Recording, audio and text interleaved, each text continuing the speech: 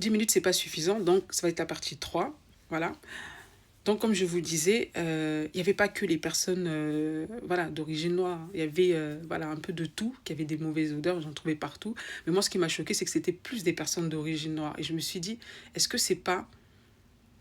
Et vous savez, sous le moment, j'avais pas trop compris en fait l'enseignement. Ok, je percevais des fortes odeurs de certaines personnes. Ça m'avait choqué sur le moment, mais j'avais pas encore compris l'enseignement que le Seigneur voulait me donner derrière, ou l'éclairage, la lumière qu'il voulait me donner derrière.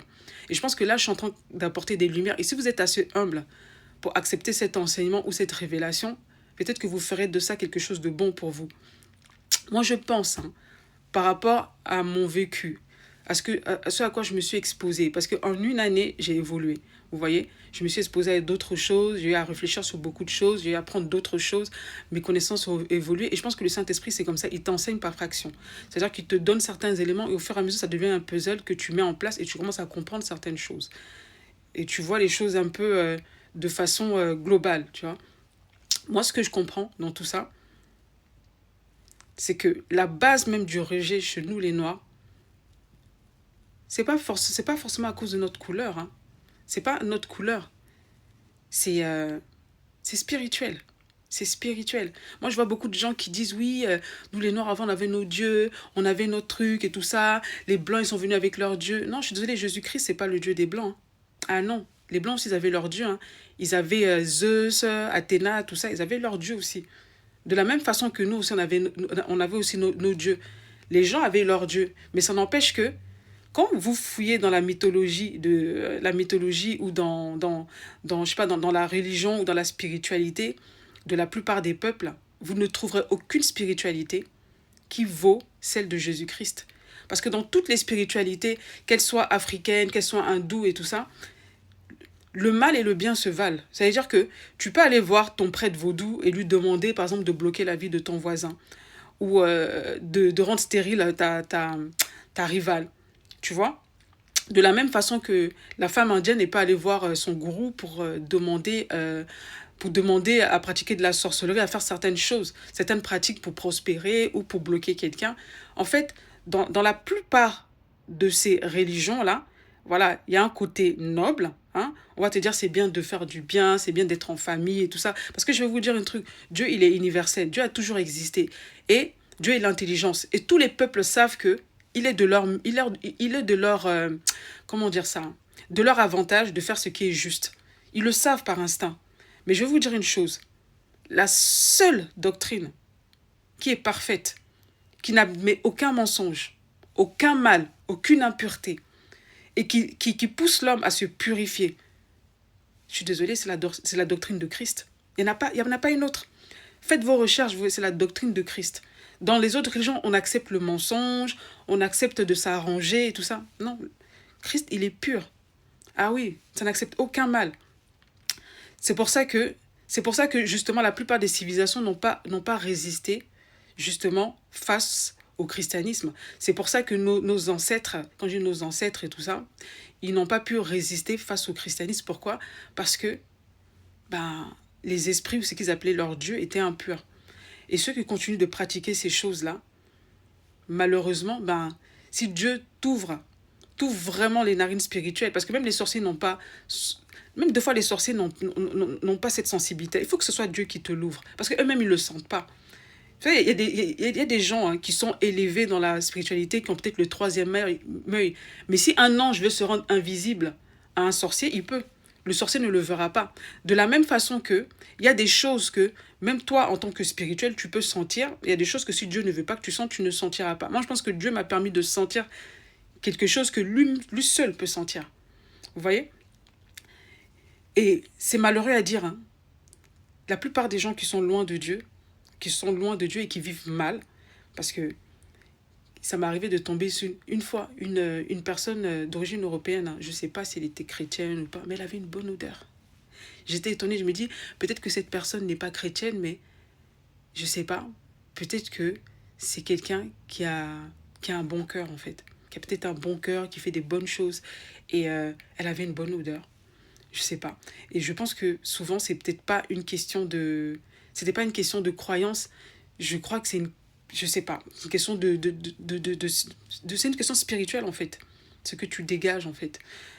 Je pourrais pas vous l'expliquer, mais ce que je sais, c'est que beaucoup des nôtres, en fait, ont une mauvaise odeur à cause de leur cœur, à cause de leur façon de se conduire, de la corruption qui est dans leur vie. La corruption, la corruption, c'est de la pourriture, en fait. Et vous n'allez pas me contredire, il y a plus, tu vas trouver chez les Noirs, plus de personnes corrompues qui volent, qui mentent, que tu trouveras chez les Blancs. Ne me dites pas le contraire, c'est que vous êtes malhonnête, en fait. Tu as plus de chances de te faire escroquer, arnaquer, mentir en Afrique qu'en Europe. Je ne dis pas que les Européens sont parfaits, mais sur certaines choses, il faut avouer qu'ils ont plus de droiture, plus d'équité et plus de... comment dire ça? Plus de discipline que nous. Et ça, c'est vrai. Il y a des choses qui ne se permettront pas de faire que nous, on se permet de faire, vous voyez. Et le problème, c'est qu'on ne veut pas le reconnaître, en fait. Tant qu'on ne voudra pas reconnaître ces choses-là, cette corruption, cette pourriture qui est chez nous, pour vraiment se repentir et essayer d'agir de façon correcte, selon les lois divines, eh ben on aura toujours ces mauvaises odeurs-là. Et il y a beaucoup de gens, en fait, vous avez ces choses dans vos vies. Toi, tu vas peut-être à l'église, mais tu mens comme tu respires. Toi, tu vas à l'église, hein, mais tu escroques les gens. Il y a des gens comme ça, ils vont dans les églises, mais ça les empêche pas d'escroquer des frères, de mentir dans les affaires, de mentir pour pouvoir soutirer de l'argent à quelqu'un, d'être paresseux. En fait, il y a tellement de choses, tellement de corruption chez nous. Je vous dis, hein, il y a tellement de corruption chez nous, les Africains. Et moi, c'est un truc qui m'a étonné, mais au fur et à mesure de m'exposer, et je commençais à comprendre, en fait, pourquoi il y avait autant d'odeurs. Ce sont nos œuvres, en fait. C'est nos œuvres. Qu'est-ce que tu fais de ta vie? Qu'est-ce que nous faisons? Comment nous nous comportons les uns envers les autres? Ce sont nos œuvres. Ça produit des odeurs. C'est comme on dit, le fait de rendre des actions de grâce. Quand on dit des actions de grâce, c'est de bien agir, faites des choses pour la gloire de Dieu. Eh ben, ça monte comme un parfum de bonne odeur, en fait. Quelqu'un qui se conduit bien, quelqu'un qui est loyal, quelqu'un qui est droit, quelqu'un qui est intègre, quelqu'un qui ne vole pas, qui n'essaie pas de léser son prochain. Voilà. Et ben, sache que cette personne-là, qu'elle soit croyante ou pas, hein, elle va quand même dégager une meilleure odeur que quelqu'un qui est croyant et qui se conduit pire que les gens du monde. Il y a des gens, ils prient, mais ce sont des menteurs, des voleurs, des escrocs. Ils font tellement de choses. Et Dieu sent vos odeurs. Même si et Dieu sent vos odeurs, même si vous ne le sentez pas. Même si physiquement, vous ne le sentez pas, Dieu sent vos odeurs. Et il y a des gens qui sont sensibles à ces genres d'odeurs-là. Ils ne sauront pas pourquoi, ils ne vous supportent pas, mais c'est comme ça. Et je dis, les odeurs spirituelles, ça existe. Ça existe. Parce que moi, quand j'ai expérimenté ça, j'ai compris que ça existe. Et j'en suis sûre que, au moment où je suis en train de parler, il y a des gens, vous avez peut-être cette faculté-là de sentir les odeurs des gens. Signalez-vous ici. Ou peut-être que de temps en temps, Dieu ouvre votre entendement. Moi, il a ouvert pendant un temps, il a fermé. En fait, c'était pendant une période où il ouvrait, il fermait, il ouvrait, il fermait. Je ne contrôlais même pas. Tout d'un coup, comme ça, bam, les odeurs commencent. Je commence à sentir les odeurs de partout. Après, hop, ça s'arrête. Et des fois, quand je cherche, je me rends compte que c'était souvent voilà, des personnes noires, quoi. C'était... bref, ça m'a attristé. Ça m'a attristé, c'est triste. C'est triste. Et je dis peut-être, c'est peut-être une des raisons du rejet qu'on subit de la part des autres peuples. Ah oui, c'est une des raisons du rejet qu'on subit. Parce que tu trouveras nulle part ailleurs un peuple qui est capable de vendre son frère. Un peuple aussi corrompu. Un peuple qui est capable d'escroquer ses propres frères. Moi, j'ai vécu en Afrique. Ils sont capables. Les gens ne se contentent pas. Ils n'essaient pas de gagner leur vie honnêtement. S'ils peuvent t'escroquer, s'ils peuvent te soutirer quelque chose par le mensonge, par le vol, par toutes sortes de moyens, ils le feront. Voilà. Même dans ta propre famille, tu ne peux pas leur faire confiance. Combien d'histoires vous entendez que des gens, ils travaillent, ils envoient de l'argent à leur famille et c'est leur famille qui les escroque? Vous pensez que tout ça, là, ça sent comment? C'est pour ça qu'on a ce genre d'odeur, là.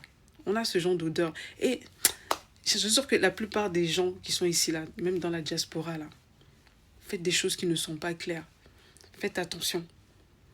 Faites attention à vos odeurs. C'est peut-être ça qui fait que il y a des blocages dans ta vie, que ça ne va pas dans ta vie. Parce qu'il y a des gens, peut-être qui ne connaissent pas Dieu, mais ils vont se mettre à prier aujourd'hui, ils vont avoir la réponse à ils vont avoir la réponse à leur prière. Et toi, quelquefois, tu vas tout le temps à l'église, tu chantes dans la chorale, mais il y a un blocage dans tes prières. Regarde, quelle odeur tu dégages. Quelle odeur ont tes œuvres, en fait, les œuvres que tu pratiques, là. Voilà, c'est la question que tu dois te poser.